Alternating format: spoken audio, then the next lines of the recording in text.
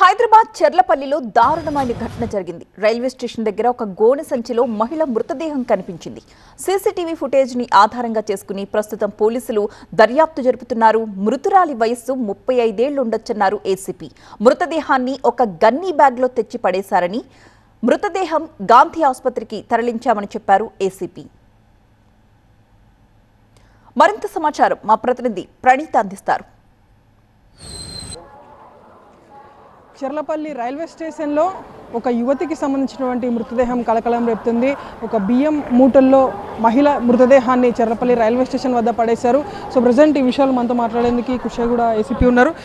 Sir, identify అయ్యారా ఎవరు అనేది? సో ఏ టైంలో వచ్చి పడేసి ఉండొచ్చు సార్ మీ అనుమానం ప్రకారం? 11:30 మధ్యన పడేసినట్టు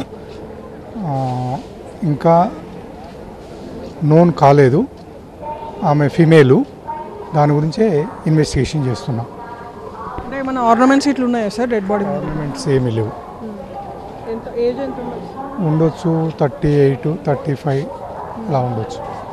అంటే ఎవరైనా ట్రైన్స్లో వచ్చి కూడా పడేసిన అనుమానం ఉందా సార్, లేదంటే కావాలని వచ్చి పడేసినట్టు అనిపిస్తుంది మాకు. నిన్న ఉదయం పడేస్తే ఈరోజు పోలీసులకి కాల్ వచ్చింది. ఎందుకంటే నిన్న ఉదయం నుండి కూడా ఒక గన్నీ బ్యాగ్ని ఇక్కడే వదిలేసిపోవడంతో ఖచ్చితంగా ఆ బాడీ డీకంపోజ్ అయ్యి దాని స్మెల్ వస్తుండటంతో సరౌండింగ్స్ ఉన్నటువంటి వాళ్ళు పోలీసులకి కాల్ చేయడంతో పోలీసులు ఇక్కడికి వచ్చి బాడీని తీసుకెళ్లారు. సో ప్రజెంట్ పోస్ట్మార్టం నిమిత్తం గాంధీ హాస్పిటల్కి అయితే మహిళా మృతదేహాన్ని తరలించారు.